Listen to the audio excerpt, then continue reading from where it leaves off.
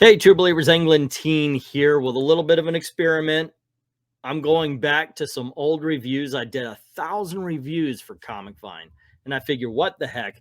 Let's go over these and see if anything's different. Because I read a couple of them and I think I don't quite agree with them. So I'm going to review the comics and the review itself, tell you what I said back then and how I would change it, or if I would change it, in all honesty. I hope you guys have fun with this. Obviously, I'm going to have fun with it, but I need to know if it's something you guys would like to see more of, or is this just me having some silly fun on my own channel at my own expense? Let me know in the comments below what you think of this video, what you think of the video concept going forward, and if you have any ideas on how it could change even. That would be awesome. Comment below. Don't forget to do all the clicking and liking and all that. Now let's get into Amazing Spider-Man #1 by Stan Lee and Steve Ditko, or at least my review of Amazing Spider-Man #1. The book begins, we see Peter Parker, he's worried. Uncle Ben just died. There's no income coming into the house, so he figures, he's got to do something to pay the bills. So he figures, what the heck, let's go on back to the TV show. Like in Amazing Fantasy 15, the first thing he did was become an entertainer. He decided to return to doing that. Unfortunately, one night Spider-Man gets to work and the guy says, might as well go on back to where you came from, Spider-Man. There's going to be no show tonight or any night. And Spider-Man's like, hey, what happened? And the guy tells him, hey, there's a write-up about you in the paper. We see J. Jonah Jameson. He's like, we can't allow that masked menace to take the law into his own hands. He's a bad influence on our youngsters. Going on to suggest that maybe the kids are going to be trying to imitate his fantastic feats and think what would happen if they make a hero out of this lawless inhuman monster. We must not permit it, says Jameson. I say that Spider-Man must be outlawed. There is no place for such a dangerous creature in our fair city. But it looks like J. Jonah Jameson has his own agenda here, because he really just doesn't want the spotlight to be taken off of his own astronaut son, saying the youth of this nation must learn to respect real heroes, men such as my son, John Jameson, the test pilot, not selfish freaks such as Spider-Man, a masked menace who refuses to even let us know his true identity. And, Jameson's not wrong.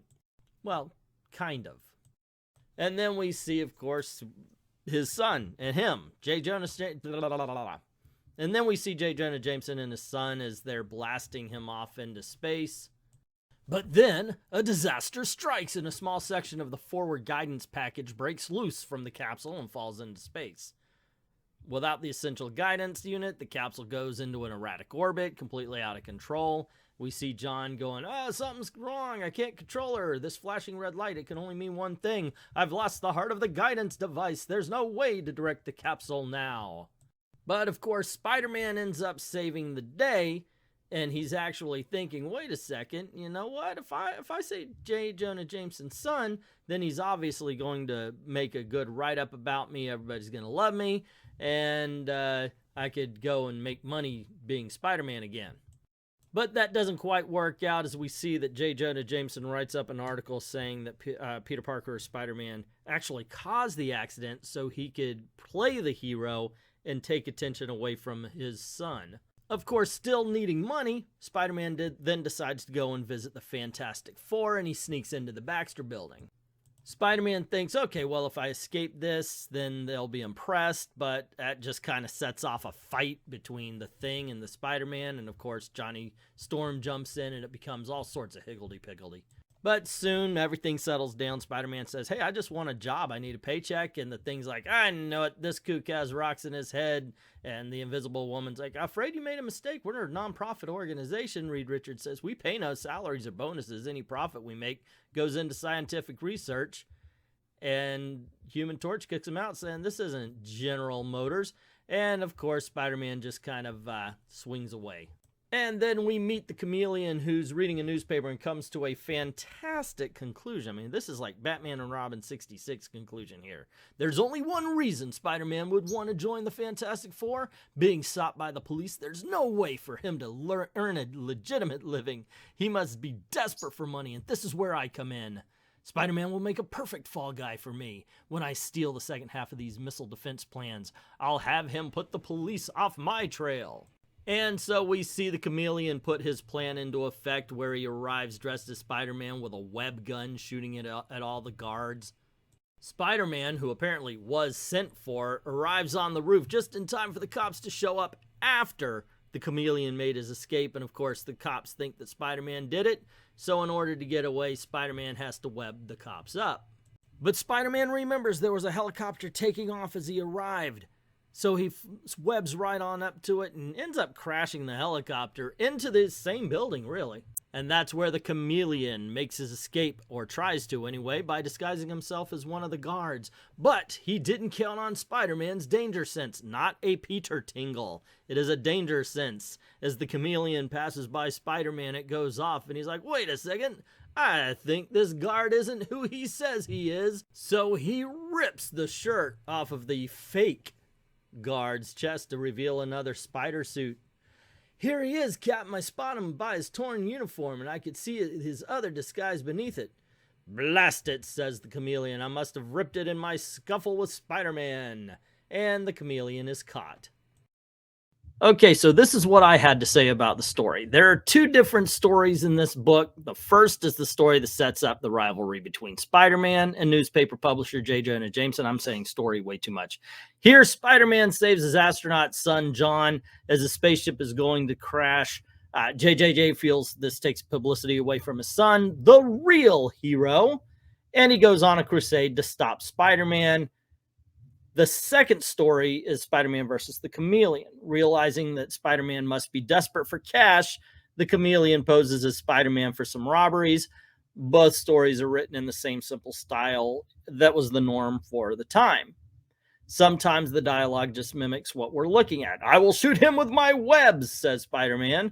And then, of course, the picture shows Spider-Man shooting a guy with his webs.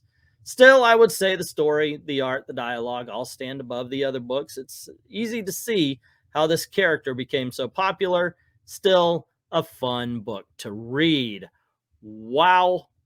Right off, just by looking at that, just by reading that particular, and that's my very first review on the site, my very first time trying to be a reviewer, and I said nothing. That's the standout here. I said nothing. I told you what was in the book, and then I said the art's good, comic's good, it's okay, go check it out. And then my review would be, yes, by all means, Spider-Man #1 is still a fun book. It's very simple, as I said there, with the writing being Silver Age. I call it Silver Age silliness, and there is some Silver Age silliness to look at. But I think now I would actually go into more. Of course, with YouTube, we're very used to the 10-minute video. So I would try to expand on things. And I think I would point out, like, the Chameleon understood Spider-Man's motivations from a headline. You know, it's like, oh my gosh, I know exactly what he's thinking. It sounds very Batman 66, you know, where it would be like, oh my gosh, we found a glass of water at a bull factory. And then they come up with the idea that there's an engine in a car called the Taurus, and it runs on water. So that's what the villains are after. It's very much like that, you know, that kind of Silver Age silliness going on. And I would point out those little things more now, I think, than I did then. I don't know. Maybe I was trying to be brief and to the point. I don't get it. It just seems to be, that just doesn't seem to be an actual good review to me, just because there's no information there as to what makes the book good or bad. Now, granted, nowadays, I love Steve Ditko's art back in the day. It's ugly good.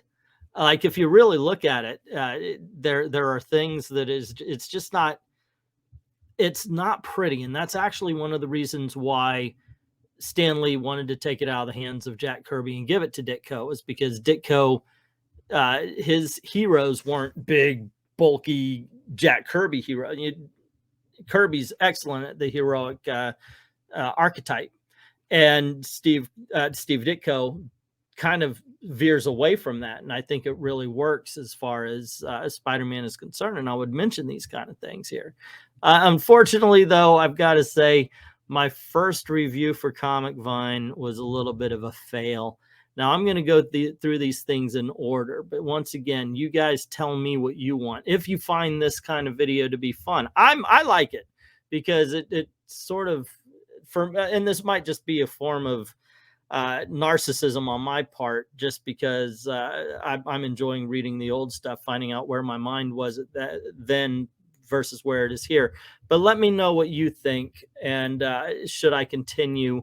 I definitely will probably go for a couple more to see if there's any traction to these. I think the next one would be like, why the next man?